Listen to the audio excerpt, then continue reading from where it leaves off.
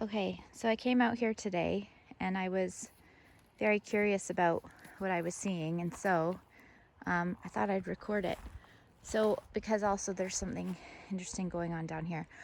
I am in a process right now, this time of year, of starting to gather a little bit of clarity around what my vision and goal for life and work are. And the horses to me, again, are always sort of that reference point of, am I on the right track, or what do I need to see how Chief is licking and chewing there? What do I need to be conscious of? What energies are guiding me, etc., etc. And so I came out here and I was really curious about this formation and the one in the back. So Chief, being up forward, he is our lead gelding. The masculine energy also is about action, focus. It's an active energy, whereas I think the feminine's like listening to intuition, a little bit more, not passive, but it's the place, I think, of more of that, the essence and the being. And then there was an interesting thing where I felt like these guys standing here almost represented like your people are waiting for you. And so that's kind of the message I got here. So as I'm sort of planning my programs and stuff, one of the things that I like to lean into is this idea that there are people that I'm supposed to be guiding. And so I just felt a bit of a message that these horses are representing those people.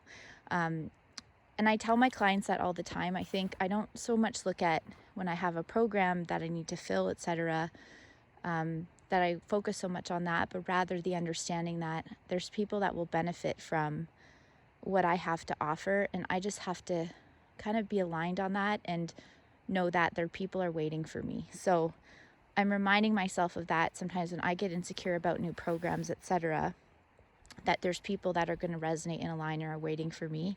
And see, Martini's licking and chewing right there. So when a horse does that, that's confirmation, affirmation. Chief is the lead gelding. To me, I get a little bit of leadership was one of the words I was playing with. Right on cue. How cool is that? And I think part of what Chief represents to me as the lead gelding is that affirmation that you are a leader, and that recognition that there is places that are ours to lead. I notice that he'll show up like when I train and do this, when I train people to do this work, and some of the struggle is, for some of those people is, can I lead this work? And I think he shows up that affirmation of, yes, you can. So there's a recognition for him to me around leadership. And something that he has taught me around leadership is the space holds me, I don't hold the space. So to me, there's an affirmation here, what Chief Medicine is about. It's leadership without holding, the responsibility of other people's journey, but also that affirmation is there is something that I am here to be a leader of and a contributor of in my industry. Thank you, sir. And that's that affirmation. Also, the masculine energy. So it is about action, putting things into place and actually stepping out and doing the thing. Yes? Okay. I didn't realize I was gonna. Thank you, sir. Anything else? Something that I get from Chief too, there's been times out here where when I feel the burden of responsibility of things that I'm holding in my life, he'll often come to me with that affirmation that I'm not holding things on my own and I can lean into the horses and him and also, just the universe. And that's where he kind of gave me the space holds you, you don't hold the space. So Chief has really taught me how to re-identify, there's a lick and chew, what responsibility really means, and it's not meant to be a burden. So that's an affirmation I'm receiving from him on that as a reminder. So, oh, what? You're sucking crazy. So, okay, that was a magpie on Trina. Crazy story. Magpie is not something I see out here a lot. Again, this is a time of year where I'm capturing like what energy is guiding me, and the magpie has just been around like crazy. He was just sitting on Trina. To me, magpie is about magic. So there's that other, I think, affirmation, what I'm getting. When the things that I put out there with intention, they manifest, and it's not always about efforting. I think it's about intention and alignment, and magic. So that was crazy. And on the Queen of the Unicorns, as well. So much here. I'm trying really hard not to have this be like a 10-minute long video. So these are my people, because otherwise it's going to take me 24 hours to load. So then I came down here because I find these two very interesting, because these, I don't really ever see these two together. Yes, I'm coming. So again, I get curious out here when I see certain horses together. What are they doing? And then what is the mirror for me that I need to get from it? So this is Chaveo and Apony. So again, my reference point is thinking about, what is this symbolizing for me in my own life? And as I'm in a place of, setting intentions for the new year, what do I need to pay attention to? What are my guiding posts? I find it super interesting that these two are together. So Pony is my lead mare, and Chaveo is a gelding. Yes, lots of conversation happening here today. I think the duality of them together, and this is very objective. You guys might be watching the video and get a different thing. I think there's something here about a blend between the masculine and feminine together, and how they have to work together. So the feminine to me is about setting intention, being the embodiment of the essence that I want to create, listening to my intuition. The masculine is being able to basically execute and take action. It's more of the protector, creating the container. Another metaphor I use, if you think of a glass of water, the water is the feminine and the glass is the masculine. There's also, here's doing his famous thing, Mr. Chaveo is really a horse that's kind of all about himself and his own needs, that we love him for that. But I always one of the messages I get from him is really about self-care and tending to our own space and being almost selfish sometimes. And I think that anytime we're looking to birth something major in our lives, it's very easy for us to ignore our own self and what our needs are. And so I always, with him, get that affirmation that I really need to tend to my own needs, self-care, and, be a little bit all about myself at times, so that I have the energy and capacity to do what I need to do. And one of the things that I've realized as part of my journey, my fulfillment doesn't come just from service. It also comes from fulfilling myself. And so sometimes I pay attention with him about how am I tending to myself, and knowing that a piece of my fulfillment and purpose really comes to tending to my own needs. Yes.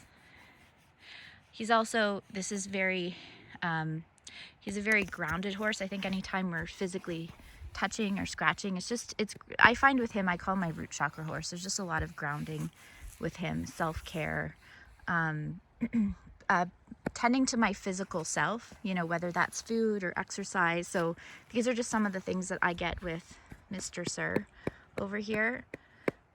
So I'm going to pay attention and remind myself that I can't ignore my own needs. And then Miss Apony as the lead mare.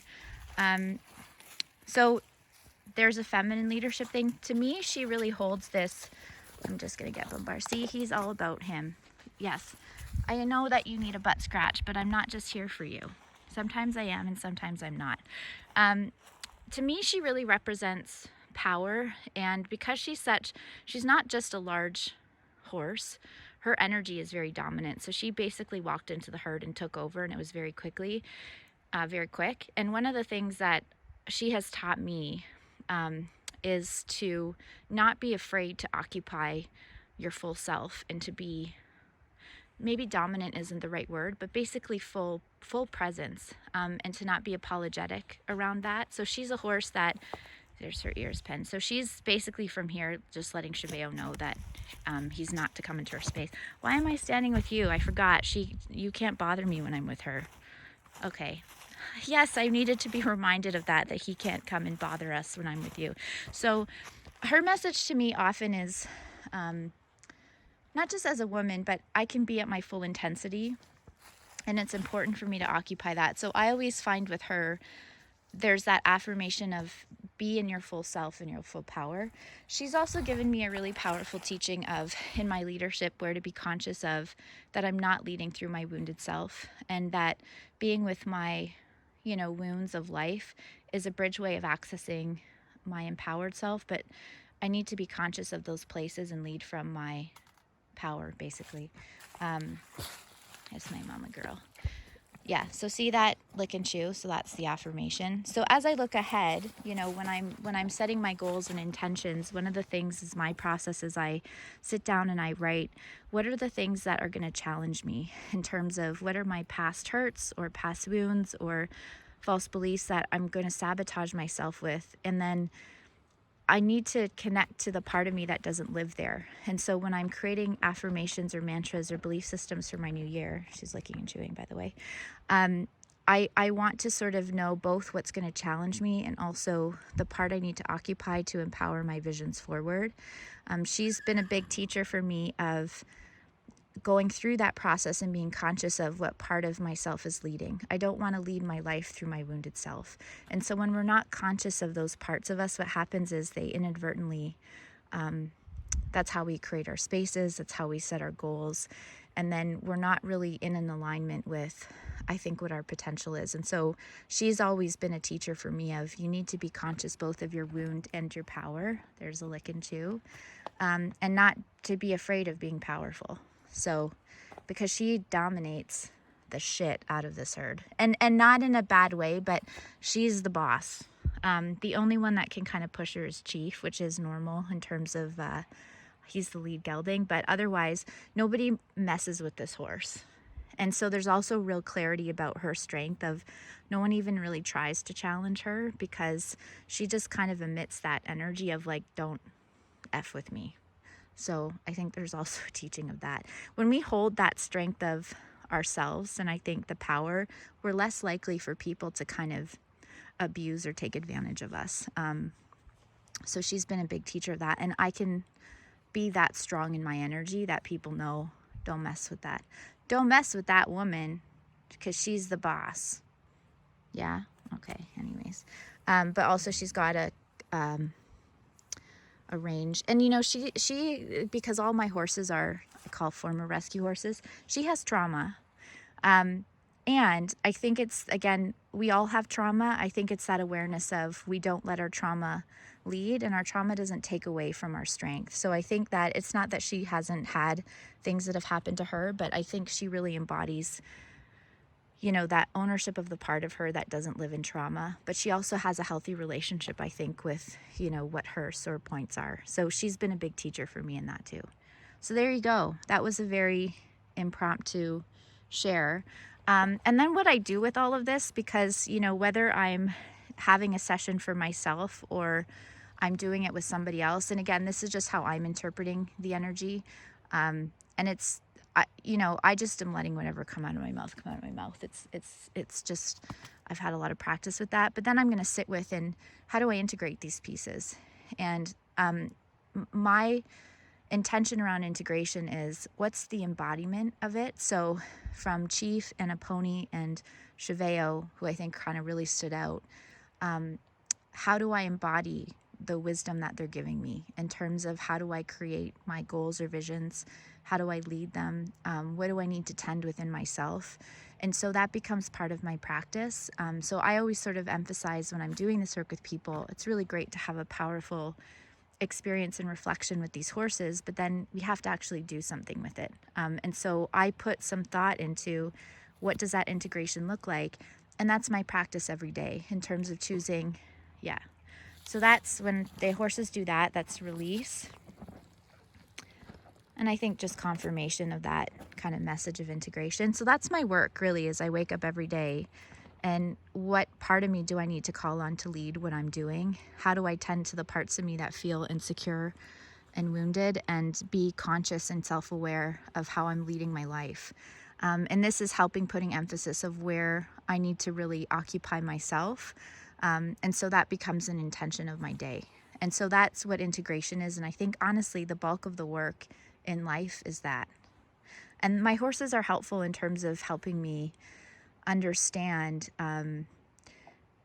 what aspect of myself, and they're, I think, a medium of receiving the message from the parts of myself that are trying to communicate, you know, whether you call that intuition, higher self. It's a way of, I think, receiving a tangibility of that message. Thank you for holding space for us, Miss Mama Girl. Yeah. So again, when horses do that, the yawning is a way of, it's acknowledging tension or release. So it could be for myself and it could be for somebody watching this, but it's their way of also supporting the things that we're integrating or processing is when they yawn. We don't have to do anything other than just be conscious, and if there's something kind of running through us or we're feeling relieved, to just kind of let that course through us a little bit. So there we go. This is some horse medicine. And then for those that are watching the video, you might get other interpretation or messages from the horses. Again, I think that the things that we see through our lens is what we have to see. So this is not about quote unquote accuracy. I'm sharing my perspective and my lens.